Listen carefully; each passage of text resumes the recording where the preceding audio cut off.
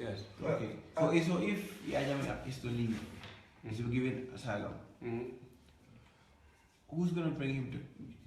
I think, okay, we have to understand that Yahya Jammeh, I don't think Yahya Jammeh has necessarily committed any crimes that will take him to the ICC. The ICC usually, except if people sue him, like on a personal level.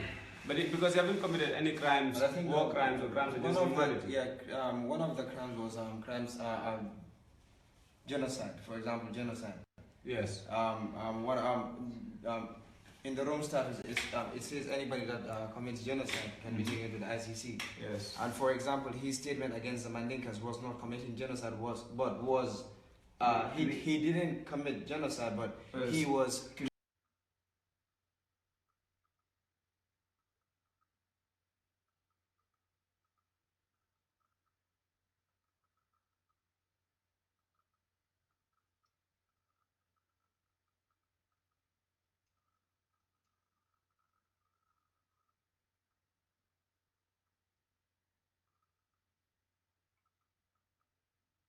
Right? The white man, we have dealt with the white man for many centuries, and every time we deal with them, they are always inflicting violence upon us, and they are always creating things that would not be in our favor. I don't know, after 500 years later, we sort of all of a sudden, we think that the white man is going to come and help us out. Like when America released a press statement on the Gambian situation, everybody riles up. America doesn't necessarily care about Gambia. They're not even worried about Gambian situation. Every time they release a statement now, they're talking to their citizens. So we need to know that the white man doesn't care about us. Europe and America don't care about us. They will always be, and when I say white man, there's always an exception. There are a couple of white people who have been in solidarity with Gambian people, and we appreciate that. And the thing is, but we are tired of white people trying to create a narrative for us to be able to, and this gets me really riled up. But we should be able to handle our own business. As black people, as African people, we should be able to have our own courts of justice. We must be able to create our own viable economies. We must be able to control our own definitions and choices when it comes to development and everything that matters about the black body and the African body and the African mind and soul. I just want to, say something about that because the question by Idris was, with this new government coming in, do we think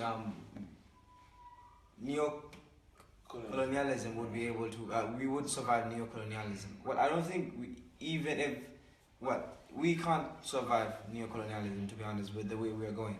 And I don't think any African country can survive neo-colonialism with the agents of neo-colonialism that are being pushed or are being forced on us Africans, being a modernization and westernization. Because we see even the phone, the TV we watch at home, the shows are trying to make us Western. And this is by neo-colonialism and neo-colonizing us. They are not coming forcefully to colonize us, but they are colonizing us through our minds, making us change the way we behave. Well, I have to agree with Aliu to some certain extent that we should be able to take care of our own business now as Africa. We need to be able to grow and expand in which we take care of our own. I think the African Development Bank needs to be able to be there to take care of Africa instead of us going to the World Bank and other places.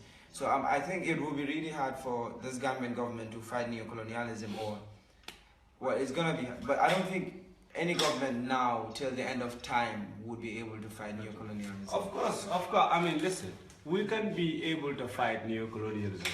I mean, Eurocentrism has a beginning in time and space, and everything that has a beginning in time and space, philosophically, and spiritually, and metaphysically, can end. The only thing that cannot end is God, because He's never ending. But apart from that, neo-colonialism is as simple as this. It is, Nkrumah wrote a book called Neo-Colonialism, the Last Stage of Imperialism. And he said clearly the title speaks for itself. Imperialism is imperial control and domination. It's through capital and empire. Yeah. And right now the most forceful empire in the world, the capitalist empire, is America. So we can create avenues. If Africa comes together, Nkrumah's solution was African people come together and unite upon a socialist, a scientific socialist federal government, and upon a unified socialist Africa. and we will be able to defeat neo-colonialism. We will be able to defeat because Africa is a bunch of 54 non-viable states. And a non-viable state, these little states, what can we do? We cannot confront these powers that be. Okay. But on a federal level, on a continental level, and in solidarity with other third world countries who are also facing the brunt of capital and empire, we would be able to defeat it. There is no doubt about it. The majority of the people always defeat it. I have a question for you. Yes. Okay. Do you think the Gambia, when Barrow becomes president, do you think we should just shut all doors from the from foreign countries, or we should do it bit by bit, or because I know that no. Okay. Let me talk. Let me use a sec. Okay. Let's say trade. Okay. Gambia, we're importing most of the things. Yes. Okay. From the outside of the world, mostly America and Europe. So okay, if we want to just say that, like, okay, we will just stop trade with them, or can we do it step by step, bit by bit? Okay, because all the funds we get is from International Monetary Fund, IMF. Okay, do we just say, okay, IMF, we don't want your money now, we'll struggle and fight for ourselves, or we'll just do it bit by bit? Or I just want you to broaden. I'll come to the IMF, but let me deconstruct this one by one. Okay.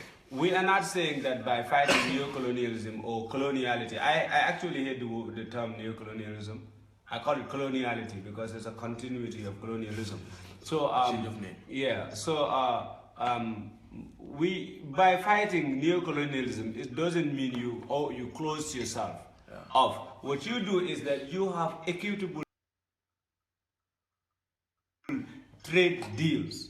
You say, listen, I'm not going to sell out my country. I'm not going to sell out my sovereignty just because we want to have some funding or whatever. We are going to do it on an equitable basis. If you can't do it, then leave it. You know, we have minerals, and you're going to look bad. You will face sanctions maybe, but eventually we have to do something about it. Of course, we have to be pragmatic. We cannot just jump and do this because it's a global order. And you can't easily fight a global order with a population of 1.8 million. We're going to starve to death. But the thing is, also the IMF and the World Bank. The IMF and the World Bank, called the Bretton Woods twins, these are some of the most evil organizations the world has ever seen, created after the end of the Second World War. Actually, many people don't know that the World Bank was created for the reconstruction of Europe. That's why its real name is the International Bank for Reconstruction and Development. It's not, World Bank is just an unofficial name for the World Bank. Its real name is the International Bank for Reconstruction and Development.